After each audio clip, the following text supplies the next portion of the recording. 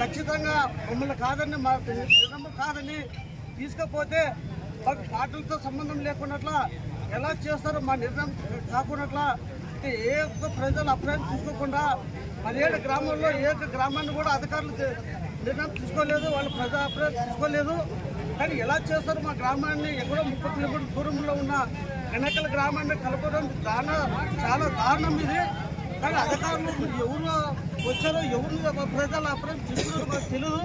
కానీ ఇలాంటి అధికారులు మాకు వాళ్ళ మీద చాలా కోపం వస్తుంది. కానీ ఇలాంటి చేయడం దారుణం. కానీ ఇదే నిర్ణయం మీరు కట్టుబడి చేస్తే మేము ఎంతైనా తీర్చడానికి సిద్ధంగా ఉన్నాము.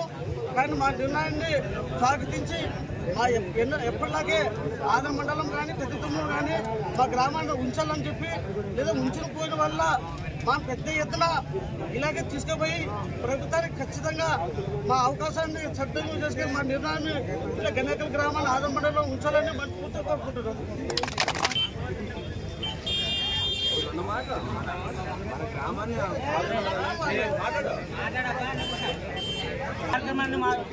అందరూ కూడా ఇక్కడ రావడానికి కారణం అందరికీ తెలుసు. అట్లాగే ప్రయాణిక సోదరులకు కూడా విన్నపం చేస్తున్నాము. దయచేసి మాకు కూడా మీరందరూ కూడా సపోర్ట్ చేయాలని కూడా మీ అందరినీ కోరుతున్నాము. ఎందుకంటే సమస్య అనేది చాలా తీవ్రతతో కూడుకున్నటువంటిది. ఎందుకంటే ఈరోజు మనకు కూతవేటలో ఉండే మండలాన్ని తీసుకుపోయి ఎక్కడో సుదూరంగా ఉండే పెద్దరవాడ మండలాన్ని చేస్తూ అక్కడ విలీనం చేయడం అనేది చాలా దారుణమైన విషయము. ఇది చాలా ప్రయాసాలతో కూర్చున్నటువంటి సమస్య. అట్లాగే ఆర్థికంగా కూడా ముడిపడినటువంటి సమస్య. మనము భవిష్యత్తులో ఈ మండలం నుంచి కనుక పెద్దరవాణం కనుక మనము విలీనం అయితే అనేక రకాల సమస్యలు ఉత్పన్నమవడానికి అవకాశం ఉంది. దయచేసి ప్రజలందరూ కూడా గమనించాలా. ఈ పోరాటానికి ఇంతకు మునుపు మాట్లాడిన పెద్దలు తెలియజేశారు. పోరాడితే పోయేది ఏమీ లేదు.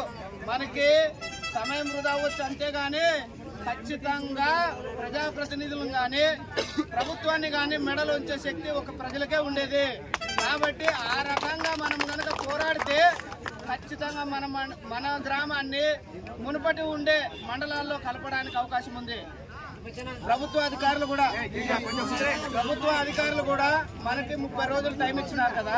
ఈ 30 రోజుల్లో కనుక మనం నిద్రపోతే ఖచ్చితంగా మనం పెద్దరవాడ మండలమే అవుతుంది. కాబట్టి ఈ 30 రోజులు చాలా జాగ్రత్తగా ప్రతి ఒక్కరిని చైతన్యవంతం చేస్తూ మనం ఒకటే కాదు మహిళలను కూడా కదిలించాలి పెద్ద ఎత్తున. ఆ రకంగా మనం కనుక పోరాడితే మన మండలం మునుపటి మండలాల్లో ఉంచడానికి ప్రభుత్వ అధికారులు స్పందిస్తారా లేదా చూద్దాము. ఈరోజు కార్యాచరణ కూడా అనుకున్నాము. ప్రస్తుతానికి ఈరోజు రాస్తారోకో చేస్తున్నాము. రేపు దశల వారీగా పోరాటం అనేది కొనసాగుతుంది. కాబట్టి గ్రామ ప్రజలందరూ కూడా ఐకమత్యంతో పోరాటం చేయాలని కూడా ఈ సందర్భంగా మీ అందరికి తెలియజేస్తున్నా.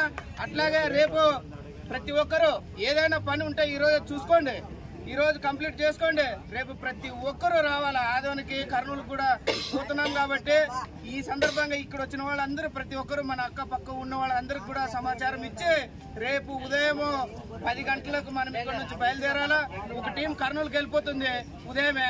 తర్వాత 10 గంటల నుంచి మనము సబ్ కలెక్టర్ దగ్గరికి కానీ లేదా ఒకవేళ తర్వాత పెద్దలందరూ మాట్లాడుకొని ఏ టైం పోవాలనేది మీ అందరికి సమాచారం ఇస్తాము. ఆ రకంగా మీరందరూ కూడా సంసిద్ధం కావాలని కూడా కోరుతూ, అట్లాగే ఈ రాస్తారోకో కార్యక్రమానికి వచ్చినటువంటి మీ అందరికి కూడా పేరున ధన్యవాదాలు తెలియజేస్తూ, ఈ రాస్తారోకోకి మరి ప్రయాణిక సోదరులందరూ కూడా సహకరించారు.